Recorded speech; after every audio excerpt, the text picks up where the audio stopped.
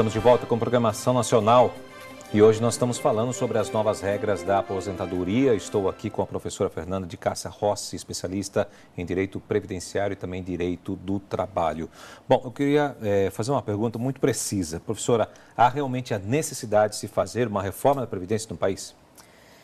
Olha, eu vou dizer para você que qualquer reforma é necessária, principalmente na situação que o Brasil vem passando, né? Então, a gente entende que com a reforma, claro que muitos dos segurados que mais irão precisar da Previdência serão afetados, né? E diante disso, a reforma pode trazer alguns impactos, não só no subsídio de uma aposentadoria, no subsídio de um auxílio-doença, mas como também afetar drasticamente as pessoas que mais necessitam de um auxílio na velhice.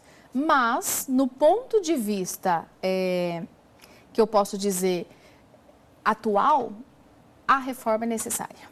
A reforma é necessária com algumas ressalvas da PEC, porque se a PEC for aprovada do jeito que eles estão querendo implantar, assim bem dito, vai trazer alguns prejuízos para nós, que somos segurados da Previdência Social. Então, até por isso que ela ainda não foi aprovada, porque está sendo estudada de uma forma que o impacto seja menor. Até essa seria a minha pergunta, porque ela não foi aprovada ainda. Por isso que ainda ela não passou a ser aprovada por causa dos impactos, para ser menos agressivo possível. Bom, só para esclarecer aqui, e os novatos, as pessoas que estão começando agora, que estão ingressando no mercado de trabalho, muda tudo para eles? Como é que fica? Olha, eu vou dizer para você que nós que já contribuímos, a gente ainda tem grandes chances de aposentar. Agora, os novatos que estão iniciando o primeiro trabalho, tirar a carteira de trabalho agora, eu vou dizer para vocês que eles terão que pensar futuramente, talvez numa previdência privada, em algum outro meio de subsídio da velhice, porque a distância entre o novo para uma futura aposentadoria, no meu conceito, vai ficar cada vez mais distante. E bem mais complicado. Bem mais complicada, não só pelas exigências, pela idade avançada para uma aposentadoria e também pela contrapartida. A gente sabe que o valor de uma aposentadoria hoje, ela não acompanha o reajuste do salário mínimo.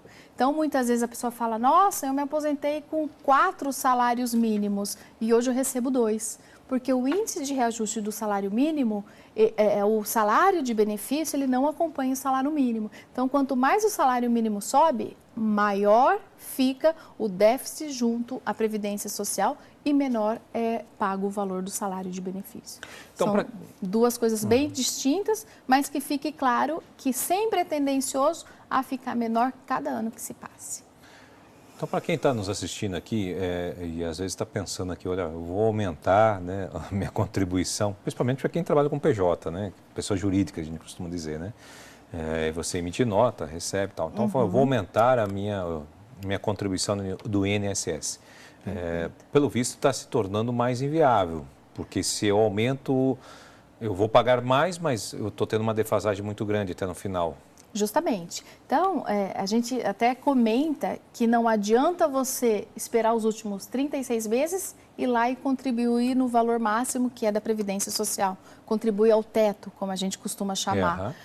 Hoje, qualquer cálculo de aposentadoria, seja ela por tempo de contribuição, principalmente, a gente faz a contagem dos últimos maiores salários, 80% do salário de contribuição. De quantos anos, doutora? Eu vou pegar, de 100% pago, se eu tenho 35 anos, eu pego 80% do que eu paguei para tirar a minha base de cálculo. Então, não adianta eu voltar a pagar os últimos 36 meses o teto da Previdência, porque não vai resolver. Eu estou calculando 80% dos salários pagos e eu descarto 20% dos menores salários. Então, eu retroajo desde o início do meu primeiro pagamento. E aí é irrelevante você, nos últimos anos, nos últimos meses, querer pagar um valor que seja o valor do teto máximo. Eu vou dizer que estaria desperdiçando dinheiro. E se a pessoa, por exemplo, que nem está acontecendo com muitos aí hoje no mercado de trabalho, né, com esse índice de desemprego enorme que está no país, e a gente vê que muitas pessoas estão se sujeitando a baixar a sua carteira de trabalho para poder ter de novo um novo emprego, né? Precisa ter uma carteira assinada muitas vezes. E aí há uma descompensação. Por exemplo, ele ganhava, vamos supor, hoje, vamos chutar aqui um valor, R$3.000. Ele passou a ser empregado hoje com 1.700, 2.000. né? Ele rebaixou, na verdade, a carteira de trabalho dele. Mas, pelas circunstâncias, ele tem que aceitar o emprego, porque senão ele vai passar fome. Correto. E como é que fica essa situação num cálculo posterior? O cálculo posterior vai ser também os 80% dos maiores salários de contribuição. Então, digamos, de 30 anos que ele tenha pago, 20 anos ele contribui em cima de R$5.000, que eram os últimos salários dele, e hoje ele ganha R$1.000, a contagem vai ser os 80% maiores salários de contribuição. Então, se a gente tem os últimos 5, a gente vai entrar na exclusão dos 20 menores salários de contribuição. Os 20% entra nessa contagem. Então, independente. Independe. Então, não precisa ser do início. Não precisa ser do início, como também não precisa ser do final. Eu vou pegar o montante do período pago da minha vida junto à Previdência Social. É dessa forma que é feita a contagem. Interessante, porque eu achei que fosse assim, por exemplo, lá no início eu ganhei menos, depois eu fui crescendo no mercado de trabalho e tudo mais. Não, a gente faz a contagem de 100% do período que eu contribuí para a Previdência, independente se foi em 1970 e hoje a gente está em 2018. Eu faço a somatória desde 1970 até 2018, tiro os 80 maiores salários de contribuição e descarto o restante para tirar a média do salário de benefício desse segurado. Bom, isso é interessante, bem esclarecedor. Tá ótimo. Já estou pensando em minha aposentadoria. Já. Tem que pensar com carinho, pensa com bastante carinho. Diante disso até, então, a Previdência Privada é um benefício certo? Eu vou dizer para você que seria uma das melhores alternativas nos dias de hoje. Mas nem todo mundo consegue manter uma previdência privada. Então, a gente ainda se ouve falar muito que a previdência social é algo que vai me garantir no futuro.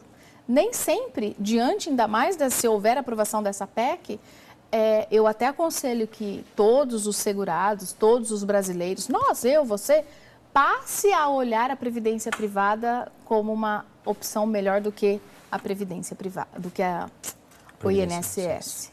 Previdência junto ao INSS. Bom, e pensão por morte, como é que fica essa questão diante dessas mudanças? A pensão por morte, ela é um dos pedidos. Na verdade, a pensão por morte seria a questão de um auxílio concedido ao cônjuge, ao dependente que ficou, né? Muitas vezes a pessoa não chegou a se aposentar e a hora que vem o falecimento do cônjuge, do companheiro, ela passa a ter o direito à pensão por morte. A gente sabe que a pensão por morte, recentemente, no ano de 2015, teve uma grande alteração. Então, as pessoas com menor idade passam a ter um período mais curto de pensão por morte e as pessoas de maior idade, acima de 44, 50 anos, passam a ter essa pensão por morte vitalícia. Mas é claro que ela só será concedida mediante todos os requisitos obrigatórios junto à Previdência Social. Então, não é porque o João faleceu que a Maria vai lá e vai pleitear a aposentadoria, que é a pensão por morte. É bem diferenciado. É bem diferenciado. Se não houver a comprovação do período mínimo pago junto à Previdência, o segurado que ficou não faz jus a esse benefício. Hoje, sim, mais ou menos quantos por cento? Há uma redução, né? Por exemplo, nós temos a esposa, casado, tal, e muitas vezes, em muitos casos que nós temos aqui, nossos telespectadores, né? A esposa depende do marido, né? E aí ele é um aposentado. Aí ele falece. Como é que fica essa situação? Reduz a porcentagem que ela passa a receber?